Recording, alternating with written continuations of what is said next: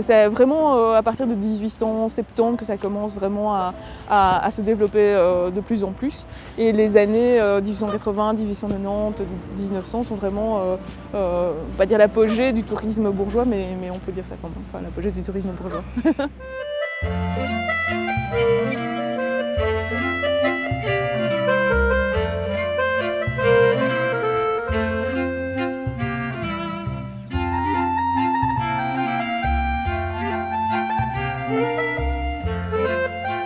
Entre Dinan, Givet, Dinan et Namur, il y a une progression. Depuis les villes, ça se développe vraiment, le territoire touristique se diffuse en fait.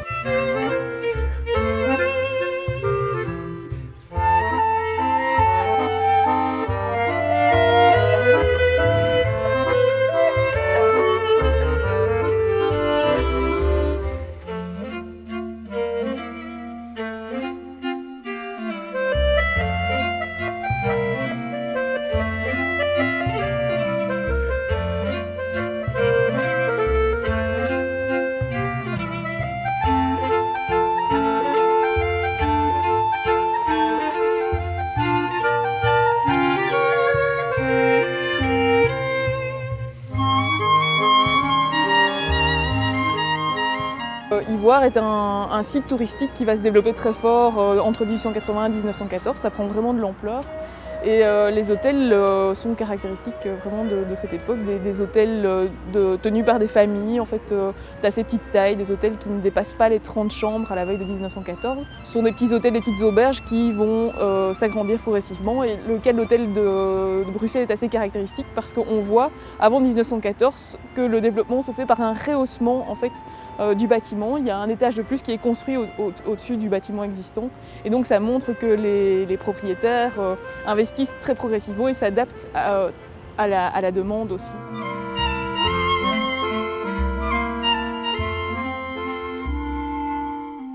Les hôtels de Meuse étaient remplis pendant toute la bonne saison.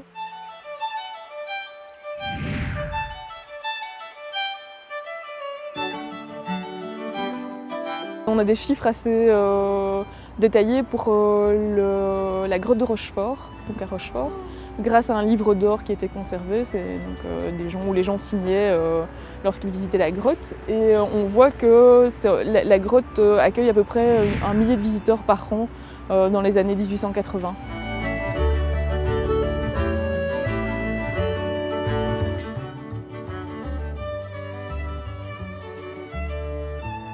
Lui-même est un touriste assez convaincu, on va dire. Il fait des excursions avec ses amis. À la bonne saison, il va en Sereem, il peint, il a des activités de touristes. Ils font des excursions, ils s'amusent sur la Meuse, etc.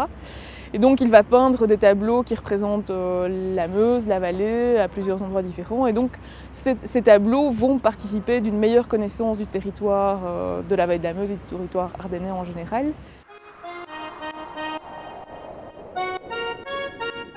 Et comme on n'a pas tous les jours 150 ans, on fait une sortie aviron à l'ancienne avec des bateaux de l'époque.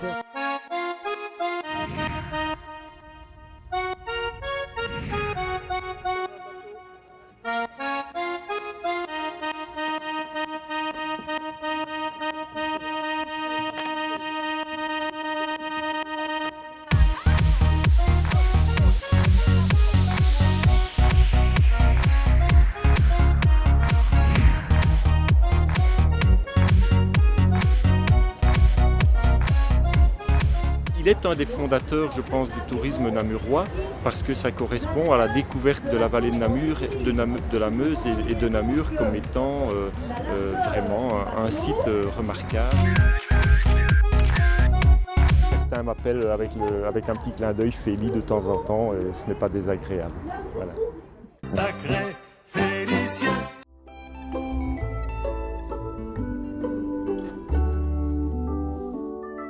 Ici à Ouépion, on va avoir des villas à peu près à partir de 1890. Ici, oui, c'est l'ancien hôtel du Brochet. Et c'est typique le style anglo-normand avec les colombages, la petite tourelle. C'est vraiment très typique de cette époque.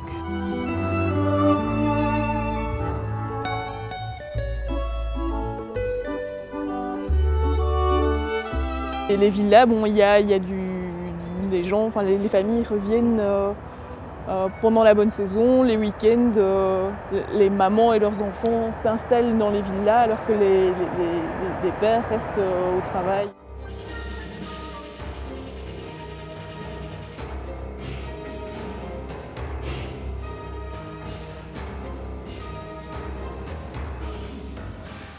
Un seul dimanche au bord de l'eau, au trémolo des petits oiseaux, suffit pour que tout... L'entre-deux-guerres est une période un petit peu charnière dans l'histoire du tourisme et c'est une période où se mettent en place les prémices de la massification du tourisme.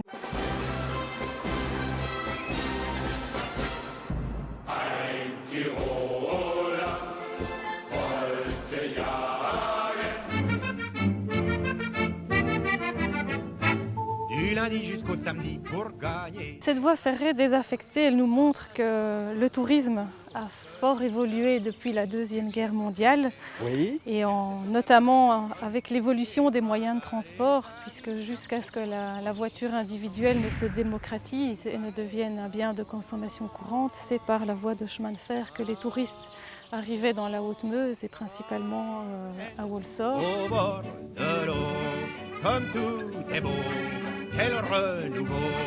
Paris au loin nous semble une prison. La massification, c'est deux choses. C'est l'augmentation du nombre de touristes, mais qui est due surtout à l'expansion démographique de l'après-guerre, mais aussi à la démocratisation du tourisme, puisque la massification, c'est l'accession au tourisme à de nouvelles catégories sociales, aux catégories moyennes et populaires. Et ça va se faire entre les années 50 et 1980. Des petits oiseaux, suffit pour que tous les jours semblent beaux. Quand on se promène au bord de l'eau, je connais des gens qui affardeux, qui tout le temps se font des cheveux et rêvent de filer ailleurs dans un monde meilleur. Au début du XXe siècle, on va commencer à créer les premières piscines et les premiers bains dans la Meuse, mais c'est surtout à partir des années 50 qu'on parle vraiment de balnéarisation de la Meuse et de l'ensemble des cours d'eau en Wallonie. Ma petite est comme l'eau, elle est comme l'eau vive, elle court comme un ruisseau que des enfants poursuivent. Courez, courez, vite si vous le pouvez. Jamais, jamais, vous ne la rattraperez. Lorsque chantent les pipeaux, lorsque danse l'eau vive, elle mène mes troupeaux au pays des olives. Venez, venez. Le tourisme, en fait, comme toutes les activités humaines qui ont besoin d'espace pour se développer, transforme les territoires. Il va transformer les lieux qui sont déjà existants, mais le tourisme va aussi créer de nouveaux lieux. Donne-moi ta main et prends la mienne, la cloche a sonné, ça signifie là où est à nous, que la joie vienne, mais oui, l'école est finie, nous irons danser, entre terre, bien chahuter, tous entre amis, bien filipanter, danser la tête, mais oui, l'école est finie, donne-moi ta main,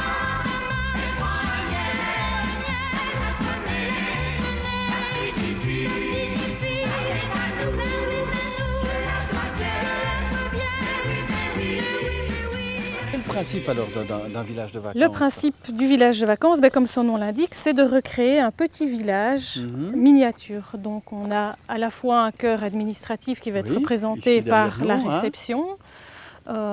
Souvent on va retrouver un restaurant et des activités de loisirs.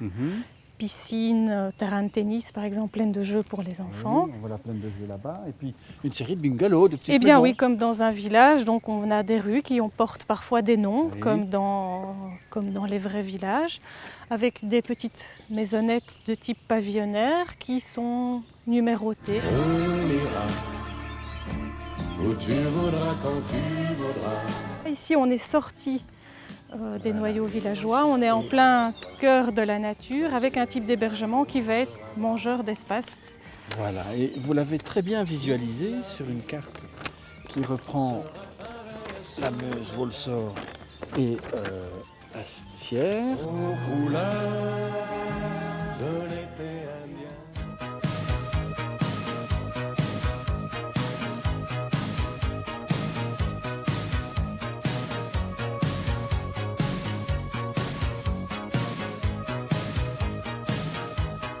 Mais ça n'a pas l'air d'être tout à fait ce que l'on entend classiquement par camping. Oui, alors quand on entend camping, on pense à pratiques touristiques de passage et Oui. pratiques touristiques commerciales. On entend par camping un hébergement mobile, c'est-à-dire que le vacancier part avec sa tente ou avec sa caravane Oui. pour une durée de séjour qui est limitée, un week-end, quelques jours, 15 jours, voire peut-être 3 semaines ou un mois.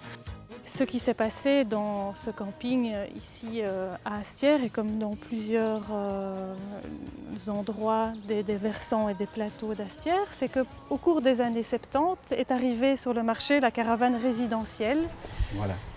qui a permis aux vacanciers de pouvoir prolonger la saison touristique au cours de l'année et à faire un usage différent de cette caravane résidentielle et à l'utiliser tout simplement comme résidence secondaire.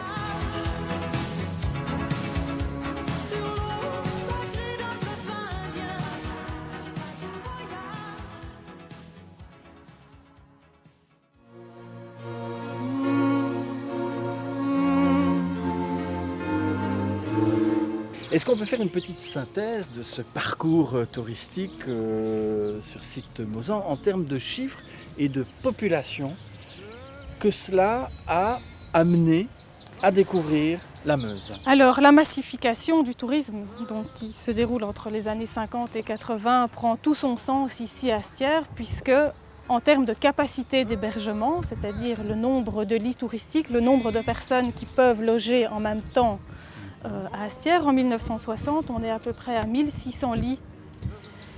Et 20 à 30 ans plus tard, on est à 12 000 lits. Parti,